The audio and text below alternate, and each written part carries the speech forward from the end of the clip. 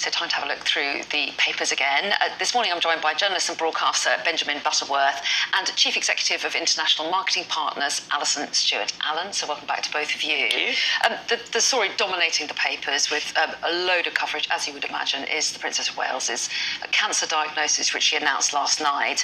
Benjamin, you've picked out the Sun's front page coverage on this. I have, yeah, because they've gone with the headline, "Kate, you are not alone," which I think is not just a powerful message that I'm sure most British people will agree with, and most people around the world, but it also tells you the story of the nightmare that this family has had in the last couple of weeks. Because, you know, the last time we saw Catherine was Christmas Day of last year. Once the issues with her health were announced to some degree, they said she'd be back at Easter. So what they've done is exactly what they told us they would do, and yet you had this horrendous sort of Diana-esque speculation about her health and the intrusion and photographs being taken when they're not meant to be on numerous occasions, sold to US outlets. And so I think what the Sun is trying to say here is that she must have felt so incredibly isolated and lonely with that level of speculation, when, as she said in that video last night, the reason that she was taking time was because she has 3 kids. The eldest is only 10 years old, and they needed time to protect them and to explain it to them. That's right, and also it's also reflecting on what she said to fellow cancer sufferers. She Absolutely. said, "You are not alone," and a lot of people picked up on that. Yeah. And it was a very moving moment, wasn't it? Absolutely. You imagine it will provide comfort for people. Of course it will. In that position. Of course it will. And it'll also inspire a lot of other people to go get checked. So much like, the King's announcement of his own cancer and the importance of looking after yourself and keeping on top of your health. I think also this does the same, and anyone who may not be feeling 100% or may suspect they're not well over the long term, hopefully her video also will encourage people so kind of emotional and potentially practical help as Absolutely. well. Yeah, and of course, you know, in both the case of the King and of the Princess of Wales, they weren't expecting to have cancer. They didn't suspect that. Indeed, the operations they were having were not looking for cancer. They happened to find it with other issues. Yeah. And so I think that really highlights the fact that people need to ask for these tests. For those that get tests like women do at certain intervals, that they should really go for that, because neither of these people had a reason to believe they had cancer according to what they've said, and yet they both have, and it sounds like they've both found it relatively early. Yeah, sobering for everybody.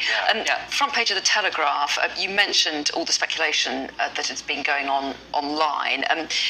Camilla Tominey here saying, "Sickening online trolls revelling in princess's misery ought to be ashamed." And I'm sure a lot of people will agree with that. And I think you've seen a lot of people with profile have been saying that actually they regret some of the speculation that took grip in the last couple of weeks.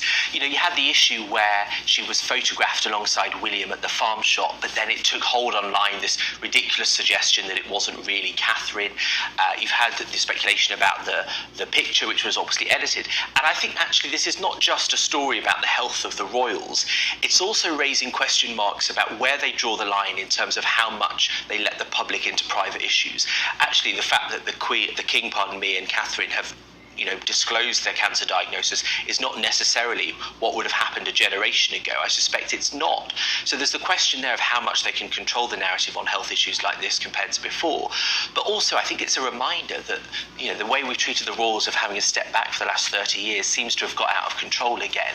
And I think, the media and social media platforms need to think a lot about how we treat someone like Kate. Yeah, and you hope that she gets the privacy she wants over the next few months. Yeah. Let's just take us to another story. Okay. Because obviously lots else around in the papers. Yeah. And Alison, you've picked out the issue of the England kit, which has been talked about for some days now. Yes, it has. And obviously, as a business expert, I watch stories like this because partly they're about the branding of England and the England team internationally. And also they're about Nike, which is quite interesting. Nike has issued an apology for the fact that the cross is not the St. St. George's Cross, and that perhaps they misread the cultural significance They've introduced of this. colours, we should They explain. have, yes. In Apologies. case anyone's missed it. Absolutely, yes. Yes. You wonder how could you miss it, given that's true. That it's is- been everywhere. But basically, the New England kit has the St. George's Cross reinterpreted, and traditionally, instead of just the red and white, it's now purple, pink, blue, and red. And so it has obviously, not surprisingly, upset many people because this is not what it looks like. Gareth Southgate, the England captain, or excuse me, the England manager, has come out and said we need to make sure that the three lions stay. I mean, it is Very briefly. It's an own goal, really, because Oh, did they really I like what need? you did there. Did they need to change the cross? I Okay. think it's caused a bit of We're a out of fuss that we time. don't need. I'm so sorry to talk across you, but I'm going to have to say thank you. Thank you.